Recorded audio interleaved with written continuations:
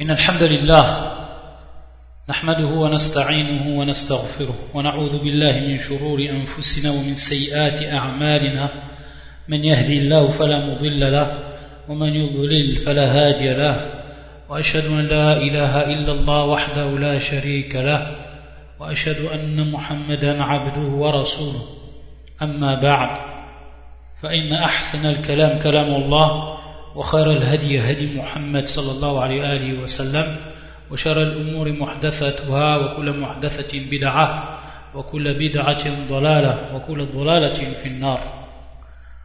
Donc on poursuit, Inch'Allah,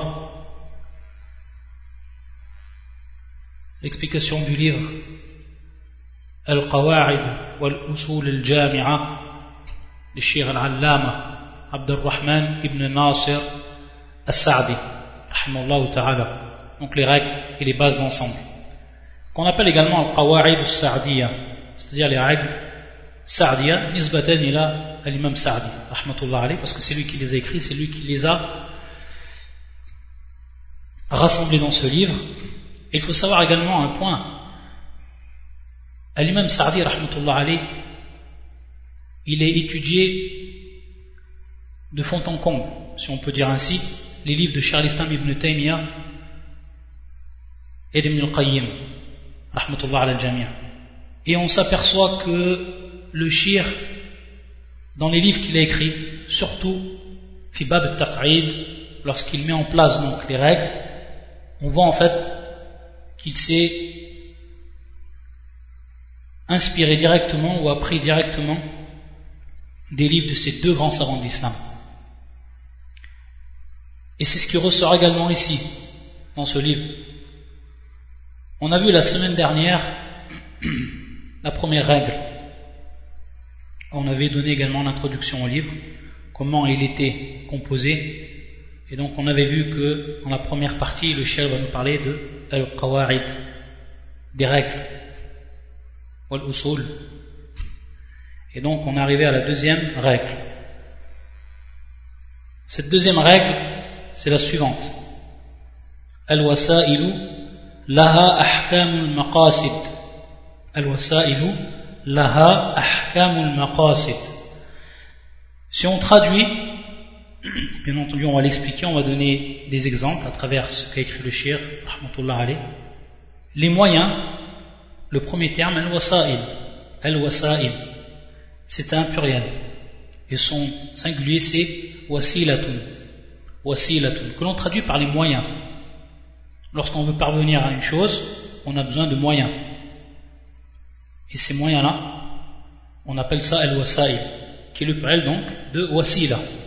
Wasila qui est à la wazn fa'ilatun. Son jam', son pluriel c'est donc fa'ail. Comme par exemple kabiratun, son pluriel c'est kaba'ir. Comme par exemple latifatun, son pluriel c'est lataif. Donc de même wasilatun, son pluriel c'est wasa'il. Donc le premier terme c'est al-wasa'il. Laha ahkamul maqasid. Al-ahkam bien entendu c'est le pluriel de hukm, qui est la loi ou alors le statut juridique, le hukm que l'on donne. Et donc ce hukm, et c'est intéressant ici de voir que cette règle, elle va comprendre ces 5 statuts que l'on trouve dans la religion. Et le premier statut, qui est bien entendu al-wajib, le deuxième statut qui est al-mustahab, donc le recommandé, et pour le premier, l'obligation. Le troisième, al-mubah, ce qui est donc permis, sans que les personnes reçoivent une récompense, ou alors qu'elles subissent un châtiment, ou alors qu'elle ait une mauvaise action lorsqu'elle fait cela. Elle a ni cela ni cela. Ça rentre dans al-mubah, c'est au milieu donc. Et pour ce qui est de l'wajib, bien entendu, celui qui délaisse, il a une punition. Celui qui le fait, il a une récompense. Pour le mustahab, celui qui le fait, il a une récompense. Et celui qui le délaisse, il n'a rien. Al-wajib, al-mustahab, al-mubah. Et ensuite, le quatrième, c'est al-makruh. Al-makruh. et qui vient en opposer donc al-mustahab. Al-mustahab que l'on dit également al-mandoub, qu'on appelle également al-mandoub. Al-mandoub. Al-makruh, c'est donc son opposé. C'est tout simplement celui qui va délaisser cette chose, il va avoir une récompense. Mais celui qui l'a fait, il n'aura pas une mauvaise action. Ou ça n'impliquera pas un châtiment. Ça c'est al-makruh. Et le cinquième en fait, al-muharram. Fi muqabil al-wajib, qui est donc en opposé à al-wajib, al-muharram, al-mamnou', ce qui est l'interdiction. Et celui qui le fait, donc il est puni, et celui qui le délaisse, il a une bonne action donc. Alors, ça c'est ce qui rentre dans fil ahkam ici, le hukm, c'est-à-dire les 5 lois de façon générale, les 5 statuts que l'on retrouve dans la religion. Donc à chaque fois qu'un savant il va donner un statut, un hukm, ça va tourner autour de ces 5 points. Al-wasailu laha ahkamul maqasid. Al-maqasid, qui est le pluriel de al-maqsad, qu'on peut dire également al-qasd, c'est-à-dire ce qui doit être atteint. Ici donc l'objectif, que l'on traduit par l'objectif, que l'on traduit par le but. Al-maqsad. Et son pluriel c'est al-maqasid. Donc c'est l'objectif et le but. On a compris ces termes. Qu'est-ce que veut dire donc ici cette règle de façon générale? Al-wasailu laha ahkamul maqasid, c'est tout simplement les moyens et leur objectif ont un statut identique. Les moyens et leur objectif ont un statut identique. On aurait pu dire également les objectifs et les moyens pour y parvenir, donc pour parvenir à ces objectifs, ont un statut identique. Lorsqu'on dit statut, on sait qu'on a traduit par hukm, on va savoir et on va comprendre que si l'objectif qui est à atteindre, c'est quelque chose qui est obligatoire, alors le moyen va devenir obligatoire. Si c'est mustahab, mandoub, alors al-wasila mustahabba, mandouba. Si c'est mubah, alors al-wasila mubaha. Si c'est makruh, alors al-wasila makruha. Et si enfin al-maqsad ou haram, fal-wasila muharrama kadhalik. C'est ce que veut dire la règle, et c'est comme ça qu'on la comprend. Et à partir de cette règle-là, les savants, ils ont donc dit sous une autre forme une règle qui va en découler, qui va découler de cette règle al-wasailu laha ahkamul maqasid, et qui est la suivante. Et ici on va donc placer les statuts, les différents statuts, les 5 qu'on a vus. On aura simplement à remplacer. Cette règle c'est la suivante: ma la yatimul wajib illa bihi fawa wajib. Ce qui est donc nécessaire et indispensable pour compléter une obligation devient à son tour obligatoire. Et non, ma la yatimul wajib illa bihi fawa wajib. Ma c'est am ici, et donc ça va bien rentrer dans al-wasail, dans tous les moyens qui puissent exister, que l'on puisse utiliser. Ma la yatimul wajib, donc ce qui est indispensable et nécessaire pour compléter une obligation devient à son tour obligatoire. Donc c'est une chose, on ne peut l'accomplir, elle est obligatoire uniquement en utilisant un moyen, alors ce moyen il devient obligatoire, il prend le même hukm. Donc on voit ici c'est une unité dans les hukm, ça va en fait unir autour du même hukm, ça va être uni autour du même hukm. Et comme on a dit, le wajib on peut le remplacer, et on peut dire ma la yatimmu al-mandoub illa bi fa huwa mandoub. On peut dire également ma la yatimmu al-mubah illa bi fa huwa mubah. Tayyib. Et on peut dire également ma la yatimmu al-muharram illa bi fa huwa muharram. C'est-à-dire ce qui est nécessaire pour faire une interdiction, c'est-à-dire on veut faire une interdiction, mais pour faire cette interdiction on a besoin d'un moyen. Ce moyen devient également à ce moment-là interdit. Si le but c'est l'interdiction, alors ce moyen deviendra également l'interdiction. Ma la yatimmu al-muharram illa bi fa huwa muharram. Donc on voit, on a juste à remplacer par les 5 termes. et qui reflète donc pour chacun les 5 statuts que l'on retrouve dans Al-Ahkam. Et ensuite donc on aura compris la règle de façon générale. Bien sûr ensuite on va détailler, on va donner des exemples. On a parlé de moyens, mais également on va voir à travers ce que va nous expliquer le shir, c'est qu'il rentre également al-shurut dedans. Al-shurut, c'est-à-dire tout ce qui va kullu ma yatafarra, ou tout ce qui va découler de cela. Al-shurut, par exemple les conditions. Si maintenant, pour accomplir une obligation, on est obligé de passer par des conditions, alors vu que c'est une obligation, on devra donc obligatoirement faire ces conditions.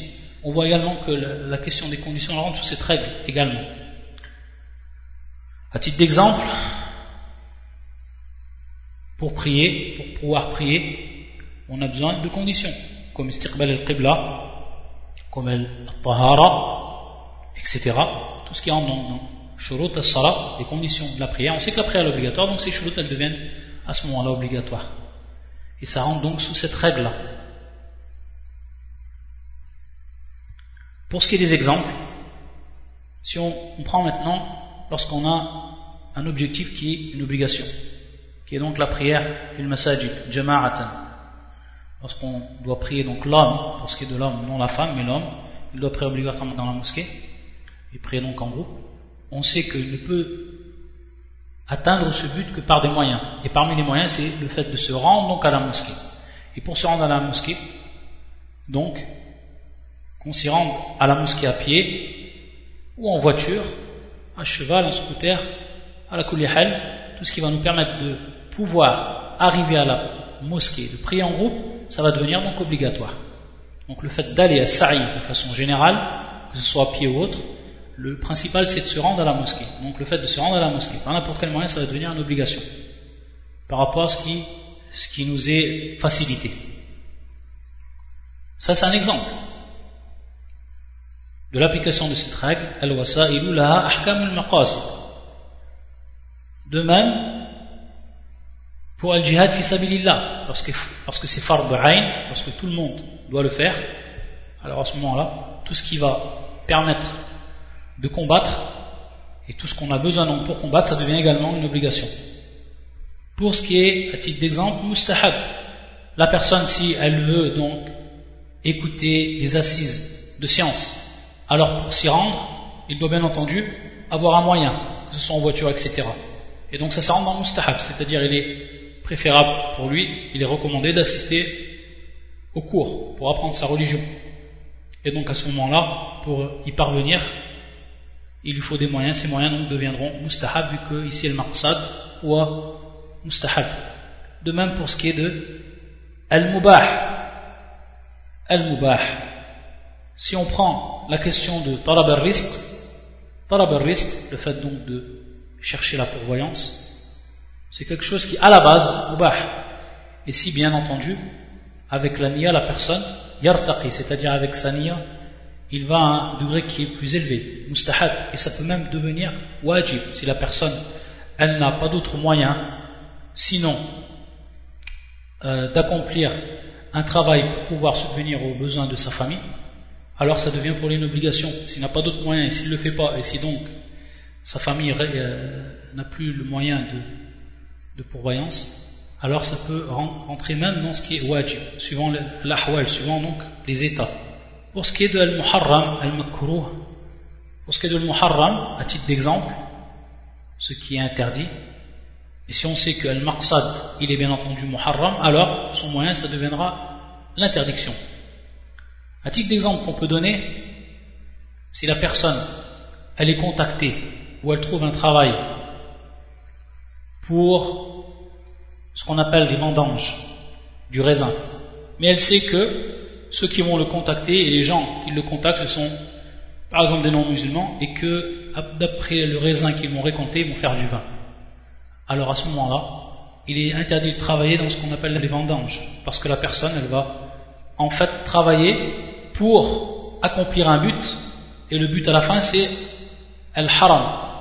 Donc ce moyen, le moyen ici c'est le fait de récolter les raisins, etc., et ensuite de les donner à la personne qui va en faire du vin, on voit bien ici que le maqsad c'est muharram.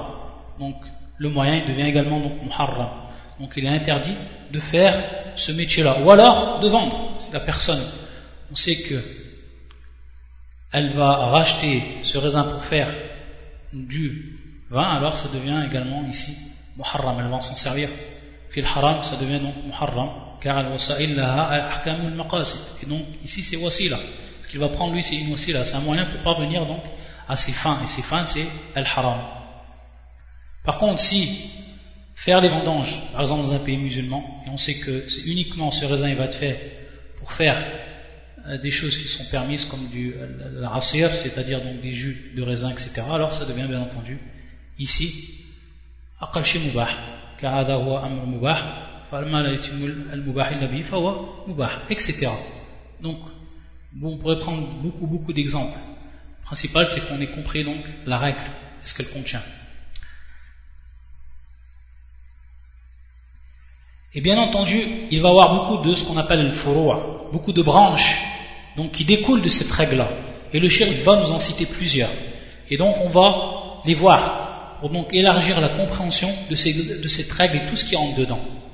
Et on sait que lorsque sous une règle, il y a plusieurs autres règles qui en découlent et beaucoup de branches qui en découlent, alors ça prouve que cette règle est forte, très forte. C'est-à-dire fil quwwa. C'est-à-dire c'est une règle qui est très forte dans l'islam. Un point également que l'on cite avant de rentrer dans ce qui est de al-furu', on s'aperçoit à partir de là que le moyen que l'on va donc accomplir pour pouvoir accéder à nos fins et donc au but, il va également en ressortir une récompense, ou alors il va en ressortir également une mauvaise action, donc une punition.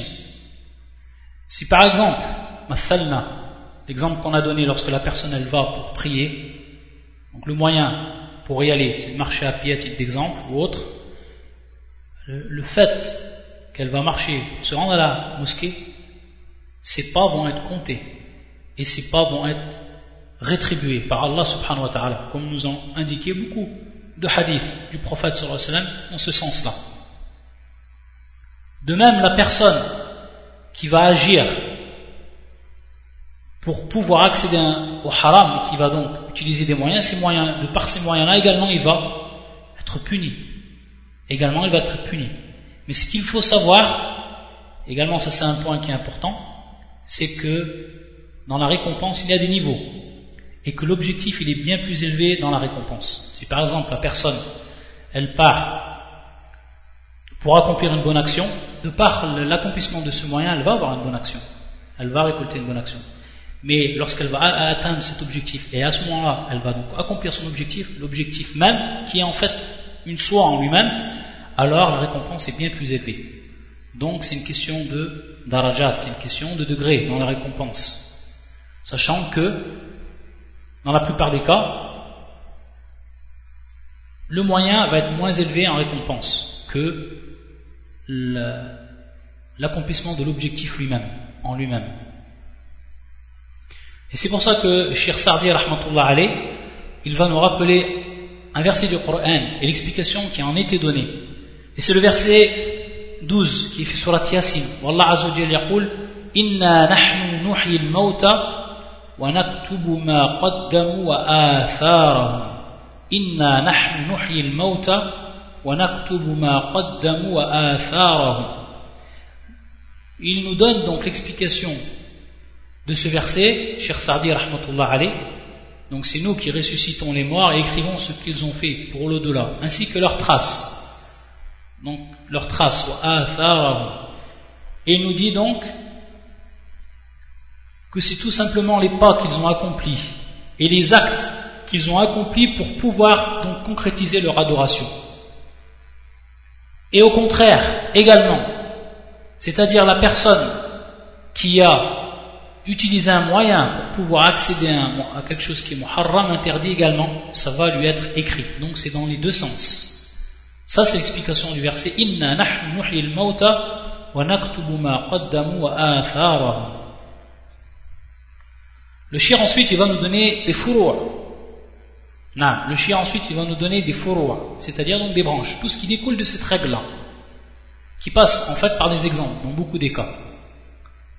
ومن فروع هذا الأصل قول العلماء إذا دخل وقت على عادم الماء. Non, lorsqu'une personne musulmane et qui prie, lorsque l'heure de la prière est arrivée et qu'elle n'est pas en possession d'eau et dans un endroit où il n'y a pas d'eau, alors yalzamu, c'est-à-dire que ça devient une obligation pour lui de chercher l'eau. Ça rentre donc dans al-wasa'il. Al-wasa'il. Pourquoi? Parce que c'est une wasila. L'eau, c'est une wasila pour donc se purifier. Et se purifier, c'est une des conditions de la prière. Donc automatiquement ici, la personne elle doit chercher dans les endroits où elle espère trouver de l'eau, elle doit le faire. C'est-à-dire donc, il est obligatoire qu'elle cherche dans les endroits où elle espère trouver de l'eau. C'est une obligation ici. Car prier à l'heure, c'est une obligation. Et ça rentre donc, et même, les savants ont été encore plus loin et ils ont dit que si il n'a pas trouvé d'eau mais qu'une personne vend lui de l'eau, alors il lui est obligatoire d'acheter cette eau pour faire ses ablutions et donc pour accomplir sa prière. Bien entendu, ils ont placé une limite pour ce qui est de l'achat. Il ne faut pas donc que ce soit un prix qui soit beaucoup trop élevé. Là, taburru, un prix qui pourrait porter préjudice à la personne lorsqu'elle paye cette eau-là. Ça reste dans ce qui est correct, pour ce qui est de l'achat de l'eau. Ça rentre dans hadil furu'. Il nous dit également le shir, parmi ces branches, wujub ta'allum as-sana'at allati yahtaju an-nasu ilayha fi amr dinihim wa dunyahum. Donc également, c'est apprendre tout ce qui rentre dans as-sana'a, tout ce qui donc rentre dans la fabrication, tout ce qui rentre dans la fabrication de façon générale. Lorsqu'on dit sana'at, c'est la fabrication de façon générale, on rentre dedans le monde de l'industrie, etc. Donc également, c'est une obligation de l'apprendre, car on sait que, par exemple, de notre temps, les gens ils ont besoin de tout temps. Bien entendu, après, umur tatawwarat, c'est-à-dire il y a eu, bien entendu, la progression, l'expansion dans ce domaine-là. À la kulli hal, suivant la période où il vit la personne, il doit donc apprendre ce qui est profitable donc et ce qui est indispensable même à la communauté musulmane pour ce qui est du domaine de la fabrication. Et ce qu'ils ont besoin que ça touche leur religion directement ou alors que ça touche également leur vie de façon générale. Également le shir il nous dit parmi el furu' l'obligation d'apprendre les sciences qui sont utiles. Waya qisman, et elles sont de deux catégories ces sciences. Celles qui sont dites ulum ta'allamuha fardu 'ain, c'est-à-dire des sciences dont leur apprentissage reste obligatoire pour tout le monde. Et quand on dit obligatoire pour tout le monde, c'est ce qui va entrer dans ce que l'homme il a besoin de connaître dans sa religion. C'est-à-dire savoir prier. Pour savoir prier, il faut bien entendu apprendre comment on prie. Connaître son Seigneur. Connaître également ce qui rentre fil mu'amalat, donc al-huquq, les droits de tel ou tel, pour pouvoir donc les accomplir, les droits qui rentrent dans ce qui est obligatoire. Tout ça, c'est des choses que l'homme il doit apprendre. Et il doit l'apprendre, chaque personne doit l'apprendre. Ça c'est fard ayn. Wathani, et la deuxième catégorie, c'est ce qui rentre dans fardu kifaya.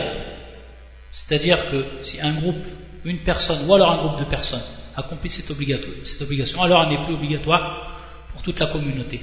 Ça on l'avait déjà vu. Et le shir, bien entendu, nous donne des exemples, que ce soit également dans la religion. Dans la religion, à titre d'exemple, l'adhan, apprendre comment on fait l'adhan. Si une personne donc apprend comment on fait l'adhan et fait l'adhan, alors cette obligation elle n'est plus obligatoire pour les autres. Que ce soit également tajhiz al-maut avec tarsil, lorsqu'on veut nettoyer la personne qui est morte, il faut savoir comment on nettoie la personne.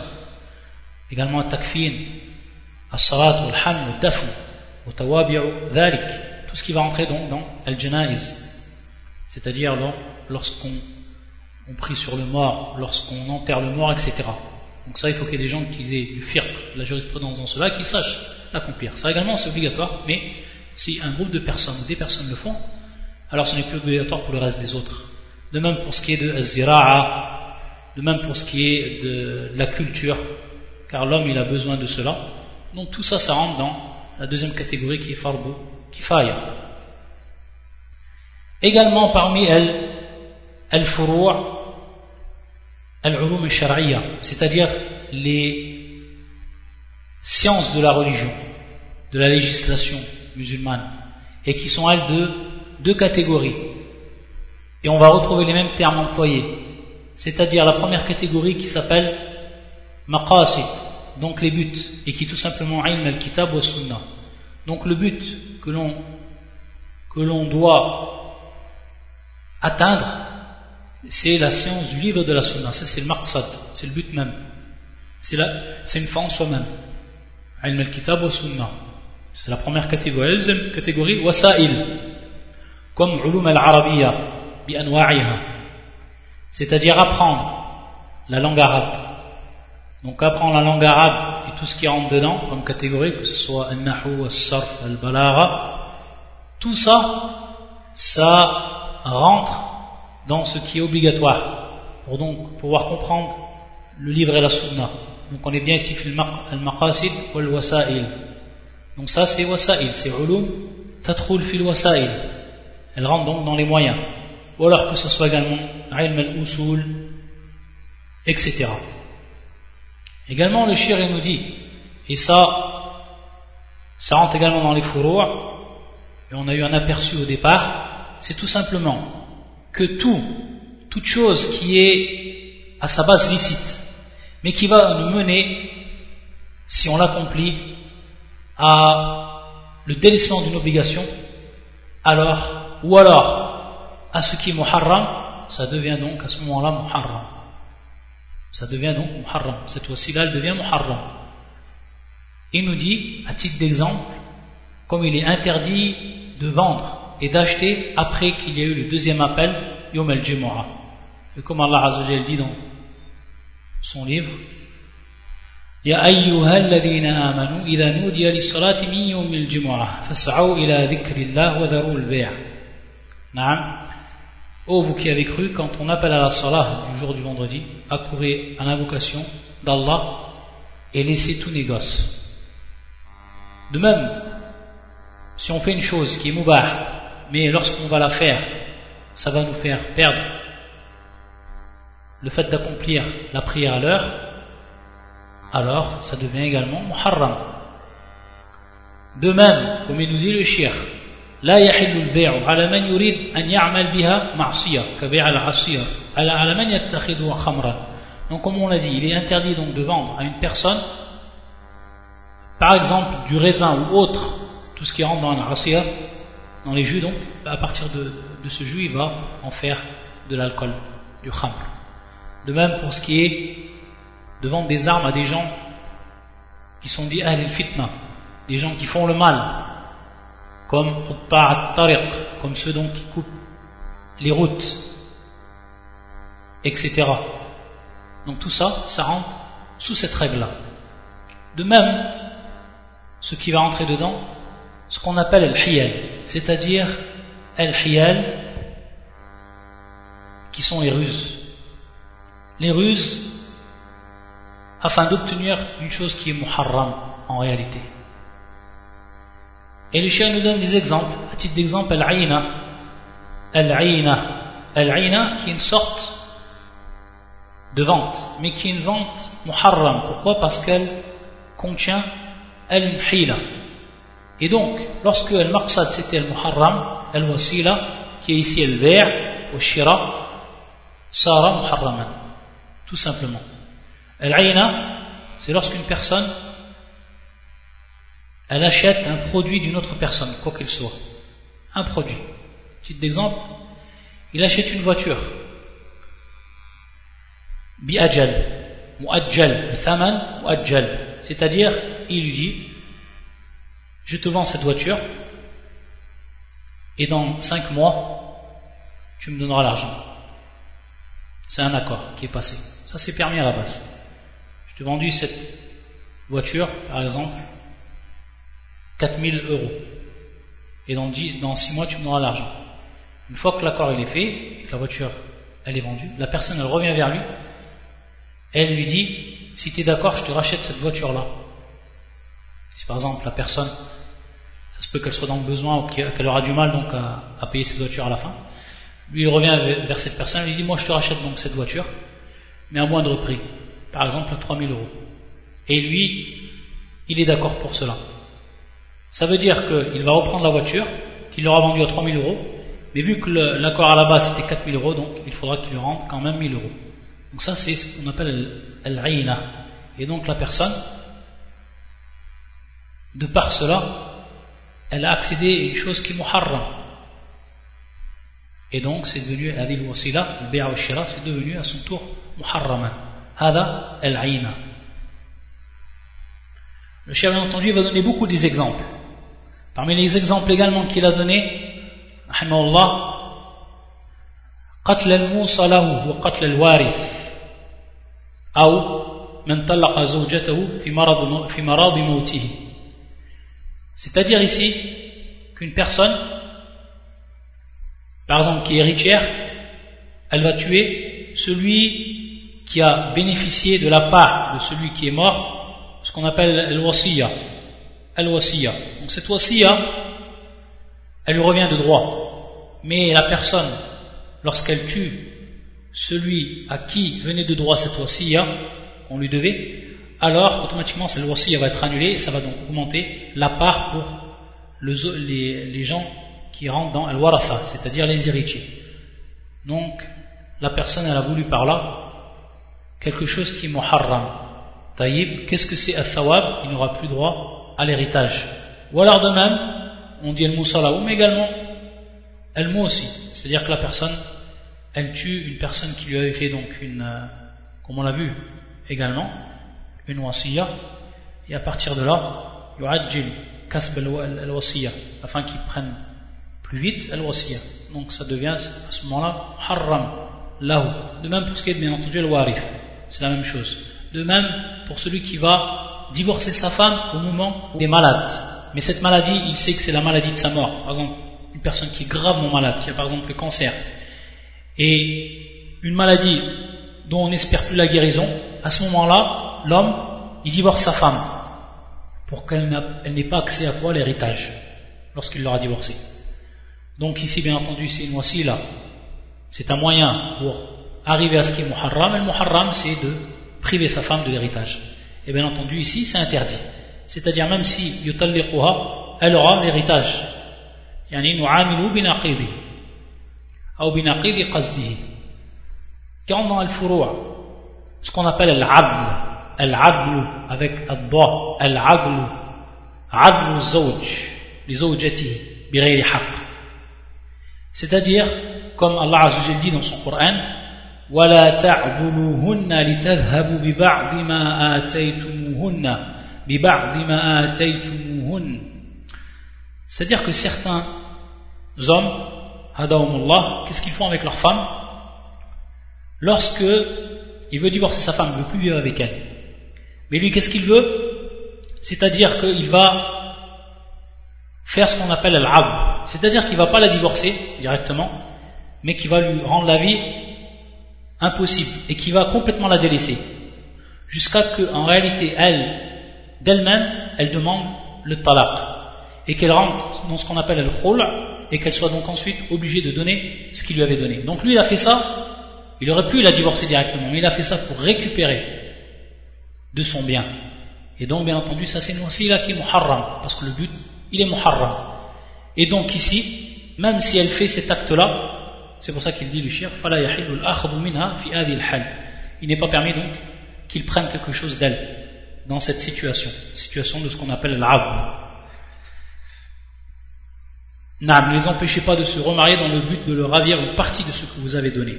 Et ce qui rentre également fi hadhihi al-furu', c'est lorsqu'une personne elle nous fait un cadeau haya'an, ou khawfan. C'est-à-dire il arrive qu'une personne elle fasse cadeau à une autre personne par honte ou alors par peur.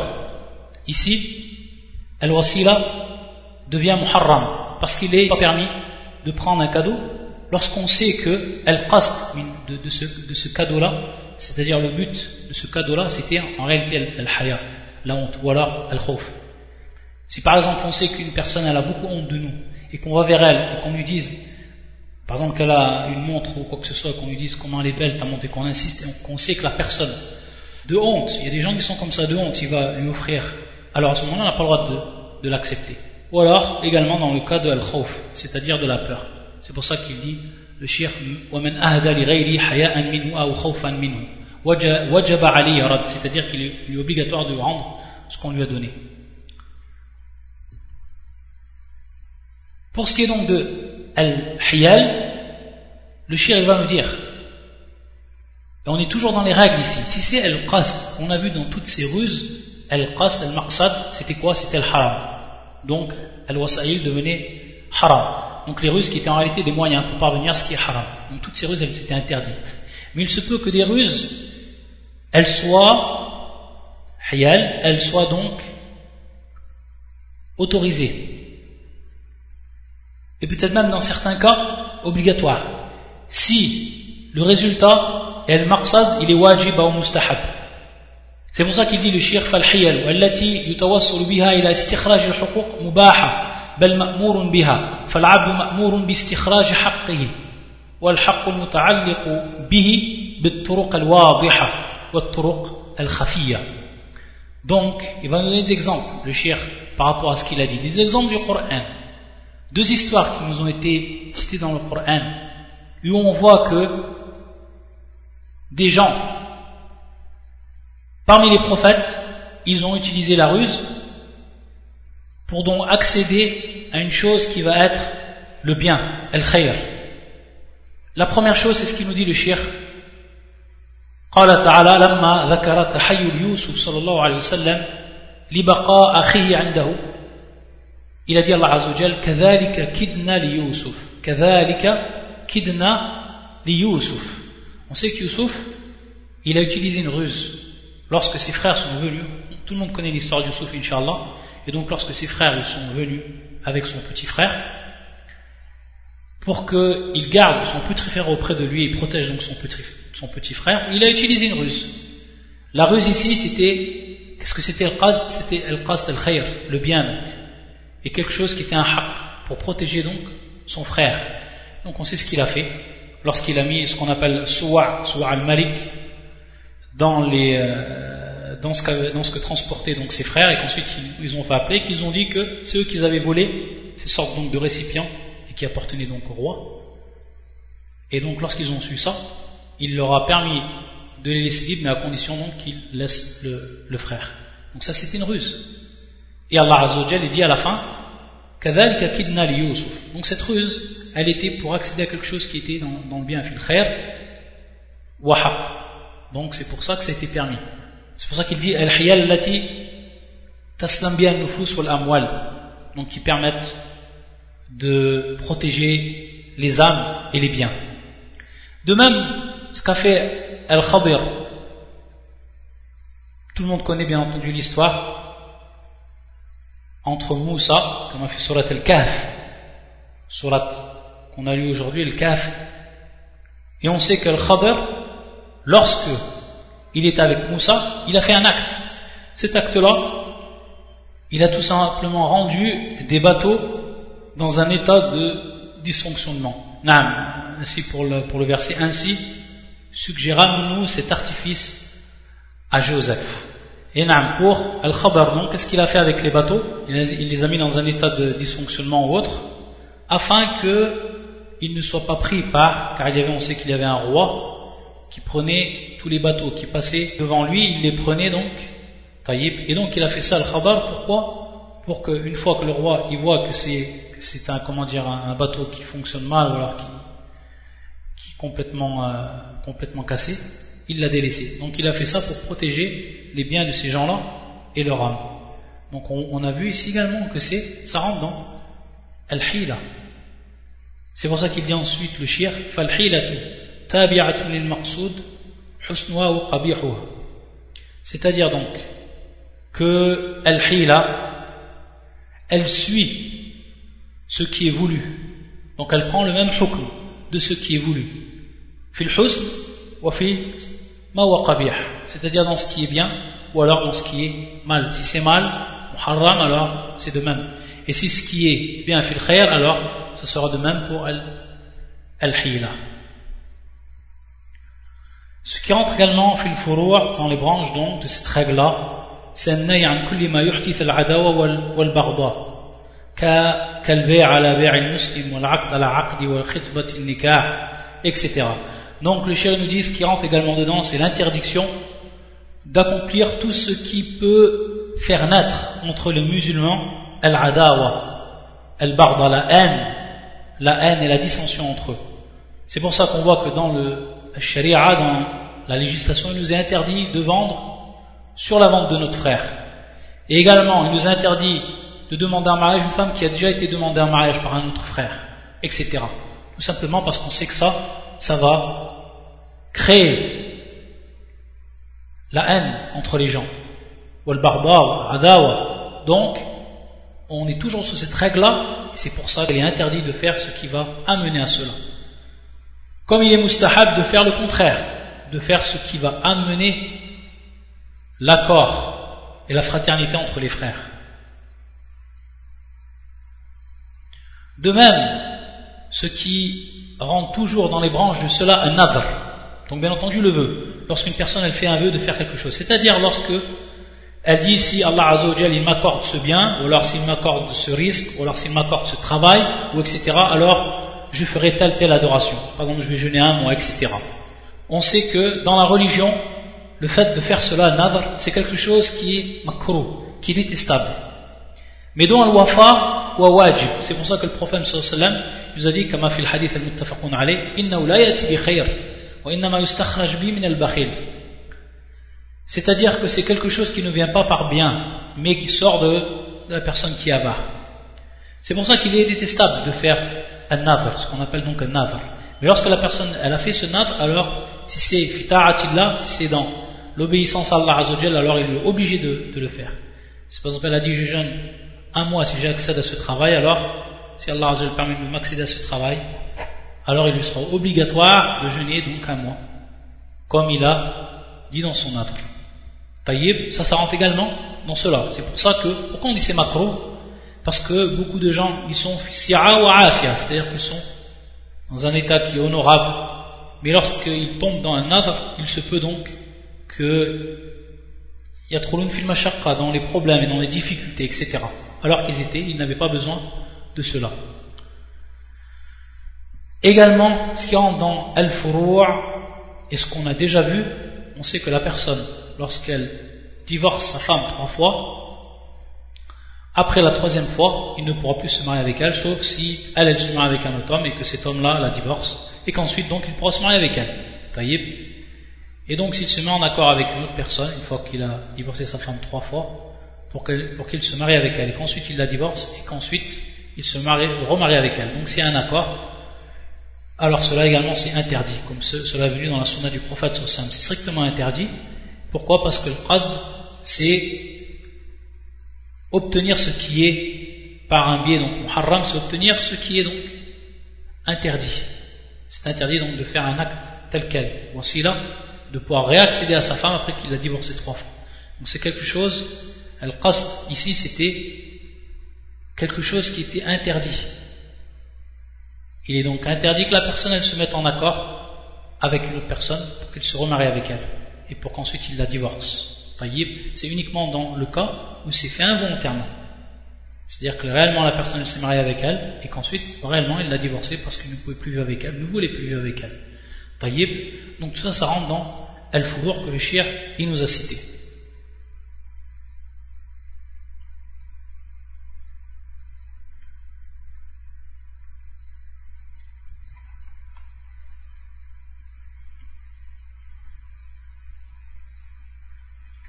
Ensuite, une dernière question que l'on fait rentrer donc sous cette règle, C'est lorsque al-qasd il est ma'doum, c'est-à-dire qu'il n'est plus présent, alors al-wasila devient donc également plus nécessaire. Elle devient donc plus nécessaire. Donc, lorsque la personne, il n'est pas obligatoire pour elle, à titre d'exemple, qu'elle fasse le hajj, alors, donc le qasd ici, il n'est plus présent. Car pour elle, à ce moment-là, le hajj n'est pas obligatoire. Taïb, pour maintes raisons, pour vieillesse, ou alors une maladie, etc. Donc il n'a plus à chercher les moyens par lesquels il va se rendre et qu'il va utiliser pour faire le hajj. Également, donc ça c'est une question qui rentre dedans. C'est-à-dire lorsque le qasd ou ma'doum, il devient donc yasqut, il devient inexistant, alors de même pour ce qui est de al-wasila. Et ici donc une question qui vient se poser, c'est qu'on sait que la personne, lorsqu'elle fait son hajj ou lorsqu'elle fait sa umrah, et qu'au moment de la désacralisation, et on sait que at-tahallul, il passe par haqq al-ras. At-tahallul, donc le fait de se désacraliser, il passe par le fait de se raser les cheveux, ou alors de se couper les cheveux. Taïb, c'est une personne maintenant qui est dite asla', c'est-à-dire qui est chauve, qui n'a pas de cheveux. Cette personne-là, qu'est-ce qu'elle fait? On sait que al-qasd ici c'est halq al-sha'r, pour accéder à ce qu'on appelle tahallul, désacralisation. Taïb, cette personne-là, ici le qasd ma'doum yasqut, c'est-à-dire qu'il n'est plus présent, vu qu'il n'a pas de cheveux, donc on n'a pas à raser ses cheveux. Pourtant on voit que beaucoup de savants, même certains savants, ont cité l'ijma' qu'il était mustahab lahu, qu'il était recommandé pour lui qu'on passe le rasoir sur sa tête, sur son crâne. An yumir al-musa' ala ra'si. Et donc en réalité, ça peut poser un problème si on revient à ce qu'on a dit précédemment, lorsque on voit l'istirbab, sachant qu'en réalité, il y a certains savants, il y a un fi khilaf, c'est-à-dire il y a une divergence dans cette question, et ceux qui ont dit qu'il n'y avait pas besoin, malgré que certains ont dit al-ijma' alayh, ala kulli hal. On peut répondre ici à cette question-là que tout simplement on est fi hal ta'abbud, c'est-à-dire dans ce qui est pur à l'adoration. Ala kulli hal, ici c'était un dernier point, une petite information que l'on citait pour faire rentrer également dans la règle. Subhanakallahumma bihamdika, ashhadu an la ilaha illa anta astaghfiruka wa atubu ilayk.